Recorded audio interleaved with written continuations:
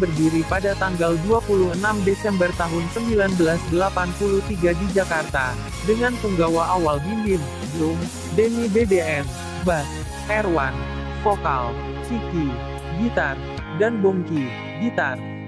Sebelumnya, Bim Bim lebih dulu membentuk grup band bernama Cikini Stun Complex, CSC, bersama teman-teman SMA-nya di perguruan Cikini, Jakarta.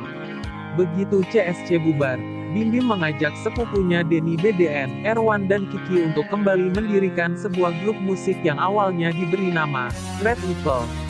Berbeda dengan CSC yang sering memainkan lagu-lagu The Rolling Stones, Red Evil lebih berani memainkan lagu sendiri dan lagu apa saja yang mereka suka, meski lebih banyak lagu barat terlebih Van Halen, karena vokal Erwan dianggap mirip sama David Lee Roth.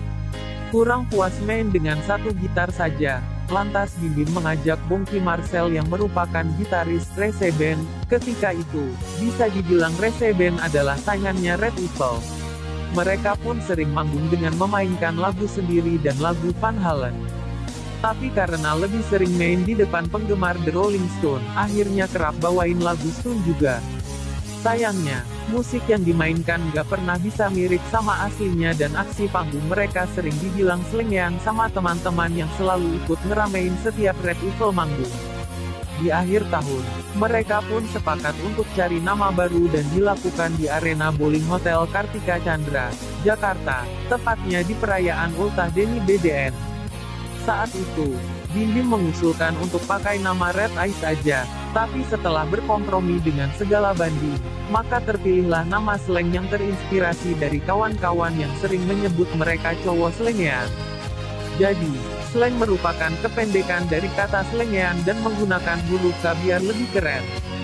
Formasi pertama slang adalah Bim Bim, drum, Denny BDN, bass, Bongki, gitar, Kiki, gitar, dan Erwan, vokal. Penampilan perdana dengan menyandang nama slang dilakukan di Universitas Nasional, UNAS, Jakarta dengan membawakan lagu-lagu ciptaan sendiri dengan pengawalan Eri, kakak Erwan, selaku manajer slang. Slang kerap tampil di berbagai gigs dan festival. Salah satunya adalah Festival Band KMSS yang digelar di Istora Senayan, Jakarta. Berbekal keunikan yang dimiliki, slang percaya diri tampil di acara ini dengan mengikut sertakan instrumen musik daerah yakni gamelan Jawa yang dimainkan oleh Erwan. Irama yang dihasilkan gamelan dianggap sebagai bluesnya Indonesia dan aksi panggung slang pun mendapat perhatian lebih dari penonton. Sayangnya, pemenang festival musik ini adalah Grass Rock asal Surabaya. Di tahun 1984 Kiki, gitar, memutuskan untuk hengkang dari slang untuk mengisi kekosongan. Di awal tahun 1985 slang memutuskan untuk menggaet Adri Sidaharta. Kehadiran Adri justru membawa warna baru untuk musik slang, karena kakak kandung Bim Bim ini memainkan alat musik yang sebelumnya tidak terdapat di slang, yaitu keyboard. Belum lama setelah masuknya Adri, Erwan, vokal, memutuskan untuk undur diri dari slang karena harus melanjutkan pendidikannya di Amerika. Sepeninggal Erwan, posisi vokalis di slang pun diisi oleh kaum hawa, yakni Uti Suharyani dan Lala. Seakan masih belum menemukan chemistry, di tahun 1986 slang kembali merubah formasi dengan kembali menghadirkan sosok pria sebagai vokalis. Welly Willy, mantan vokalis CSC, ditarik untuk mengisi vokal dan terbentuklah slang formasi 5. Di tahun ini, slang kerap tampil dari panggung ke panggung yang tentunya dengan dandanan slangean dan tetap mengajak kawan-kawan terdekat untuk jadi supporter. Setahun berikutnya, giliran Adri, keyboard, yang cabut dari slang. Posisinya pun digantikan oleh Andre. Dikarenakan nggak menemukan kecocokan, Andre dan Welly, vokalis pun hengkang dari slang. Bang Denny akhirnya bertindak sebagai vokalis dan slang menggaet Imanes untuk mengisi kekosongan posisi bass. Nggak lama setelah itu, Bongki, gitar, dan Imanes, bass, sempat cabut dari slang dan posisinya digantikan oleh Pai dan Jaya, serta Semi sebagai vokalis.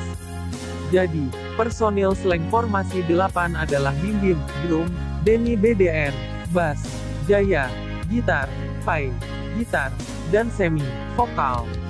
Ketiga personil baru pun nggak bertahan lama dan bikin Slank kembali ngajak Imanes untuk main bass, otomatis Denny BDN jadi vokalis dan Anto ditarik sebagai gitaris.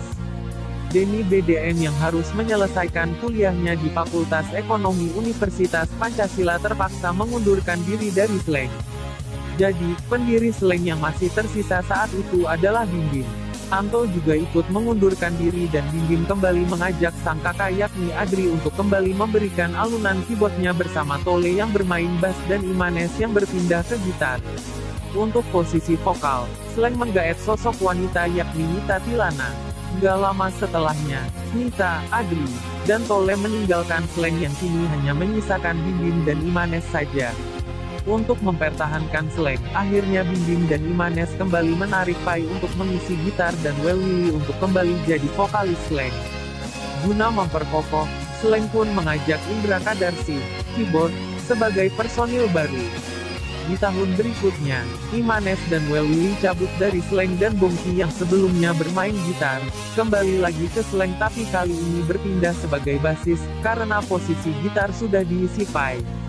Untuk mengisi kekosongan vokal, Bim Bim mencoba untuk mengajak sepupunya, kakak yang saat itu tengah ngeband bareng Lovina.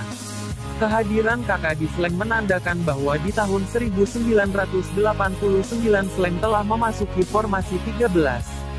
Berbekal lagu-lagu sendiri, Slank pun kerap menyodorkan demo lagu ke berbagai label musik tapi nggak ada satupun yang kepincut.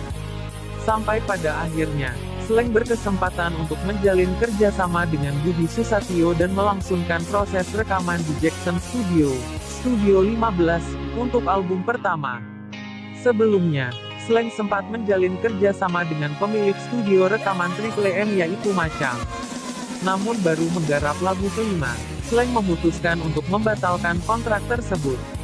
Budi Susatyo yang merupakan desainer untuk cover album penyanyi-penyanyi tersohor tanah air, memutuskan untuk membantu Slank karena melihat sesuatu yang berbeda dari dalam diri Slank. Slank menyatukan pendapat dengan Budi Susatyo yang bertindak sebagai produser dan penyatuan pendapat tersebut menghasilkan keputusan, kami sepakat untuk tidak sepakat. Berkat kesepakatan tersebut, adu argumentasi pun menghiasi kerjasama Slank dan Budi Susatyo. Salah satu permintaan Budi Susatyo adalah perubahan judul lagu yang dinilai agak jorok dan harus diganti. Maka salah satu lagu Slank yang tadinya berjudul Kupu-Kupu Malamku diubah menjadi Maafkan. Di tahun 1990, terlahirlah album perdana Slank yang diberi judul Sweet Sweet, Hehe, Gadis Seksi, dengan desain cover yang menampilkan logo Slank buatan Budi Susatyo. Lagu yang menjadi pilihan untuk diorbitkan dari album pertama Slank adalah Maafkan. Dengan konsep video klip sederhana, kehadiran video klip untuk lagu Maafkan di televisi akhirnya berhasil menarik minat anak muda terlebih pecinta musik rock di tahun 90-an untuk mengenal Slank. Album ini pun laris di pasaran dan membuat Slank berhasil meraih penghargaan album dengan penjualan terbaik tahun 1990 sampai tahun 1991 dalam BASF Award, kategori musik rock. Musik dan lirik yang disajikan Slank di album pertamanya, dianggap mewakili isi kepala dari anak-anak muda Indonesia dan Slank pun dianggap sebagai simbol anti kemapanan, namun penuh kecerdasan. Setelah kesuksesan album pertama tadi, Slank jadi sering tampil di berbagai acara. Mulai dari acara kampus, televisi, hingga panggung luar kota. Langkah baru Slank juga nggak melulu mulus, konflik internal kerap melanda Slank yang berujung niatan Pai untuk hengkang dari Slank. Untungnya, hal itu bisa dicegah dengan musyawarah dan kejadian ini menginspirasi Slank untuk menciptakan lagu Terlalu Manis yang masuk di album kedua Slank. Slank bukan hanya menghadirkan musik tapi juga menyampaikan mimpi-mimpi dan mengisahkan beragam kejadian lewat lagu. Sekaut itu, Slank juga kerap melakukan eksperimen dalam bermusik supaya menghasilkan sesuatu yang berbeda dari sebelumnya.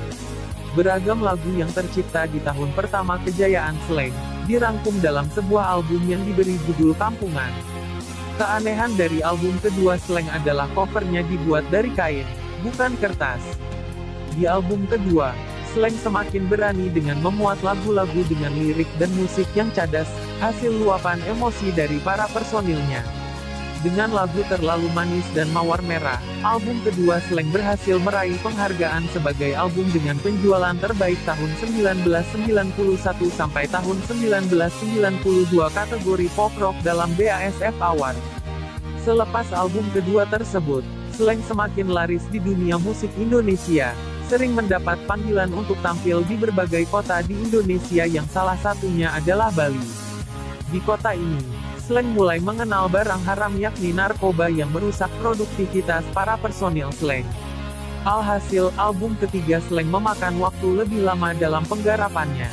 Album ini diberi judul Piss, plesetan dari kata dalam bahasa Inggris piss dan kata piss dalam bahasa Inggris juga berarti kencing, yang berarti album ini merupakan wujud kritik Slank terhadap perdamaian yang dikencingi atau hanya dirasakan beberapa orang saja pada saat itu. Keunikan yang terdapat di album yang berisi 13 lagu ini adalah cover dalamnya memuat kartu tanda penduduk para personil Slank. Dalam album ini terdapat sebuah lagu yang mengisahkan tentang salah satu permainan yang gemar digemari anak-anak saat itu, yakni main Monopoly. Apa Slank masih slengean? Tentu, bahkan lebih slengean. Bila diperhatikan, di lagu Cekal terdengar suara gresek-gresek yang berasal dari kursi yang diserut gergaji. Album yang dipopulerkan oleh lagu Mau, Beli Tidur, dan Kirim Aku Bunga ini, berhasil meraih penghargaan BASF Selling Album tahun 1992 sampai tahun 1993 kategori rock alternatif. Selepas album ketiga, Slank berpamitan dengan Budi Susatyo dan memutuskan diri untuk menempuh jalur indie alias berdiri sendiri. Slank pun menggaet Denny BDN untuk mengurusi beragam urusan Slank lewat manajemen yang diberi nama Pulau Biru Production, dan Slank juga mendirikan label rekaman baru, yakni Piss Record. Dengan berdiri sendiri, Slank terus berusaha untuk tidak mengecewakan Slanker. Bermodal biaya sendiri, Slank melakukan penyegaran dengan melakukan proses rekaman di 3 lokasi berbeda, yakni Puncak, Jawa Barat, Cibubur, dan bangunan bekas sekolah milik Bunda Yvette yang terletak di Jalan Potlot. Bangunan tersebut diikhlaskan oleh Bunda untuk dibongkar dan dibangun ulang menjadi studio rekaman untuk Slank. Bagi yang ingin mengetahui bagaimana proses pembuatan album yang pada akhirnya diberi judul Generasi Biru ini, bisa melihat sendiri kronologi yang diilustrasikan oleh Dimas J yang terdapat di album ini. Dengan lagu Kamu Harus Pulang dan Terbunuh Sepi sebagai amunisi, album Generasi Biru Slank mendapat penghargaan double platinum dalam BASF Award, untuk kategori penjualan album rock terlaris tahun 1994 sampai tahun 1995.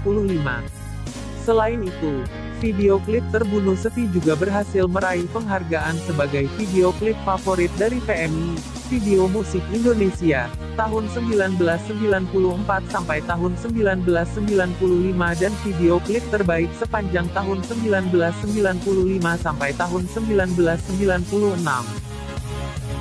Personil Slank yang saat itu masih diselimuti barang haram, masih tetap berupaya untuk menggarap album berikutnya. Meski terseok-seok, album kelima Slank bertajuk Minoritas pun diluncurkan di tahun 1996. Keunikan yang terdapat di album ini adalah lirik yang tertempel di covernya ditulis terbalik. Jadi, dibutuhkan sebuah cermin untuk membaca lirik lagu di album Minoritas ini. Lagu andalan dari album ini adalah Bang Bang Tut dan Kalau Kau Ingin Jadi Pacarku, yang video klipnya dibuat dengan konsep one take shot di Potlot 14. Video klip Bang Bang Tut juga berhasil mendapat penghargaan sebagai video klip terbaik dari PMI, Video Musik Indonesia, tahun 1995/1996. Lama-kelamaan, pengaruh narkoba kian memperburuk kondisi Slank. Kekompakan mulai pudar, kerap terjadi perselisihan dan masing-masing personil kurang membagi waktu untuk Slank.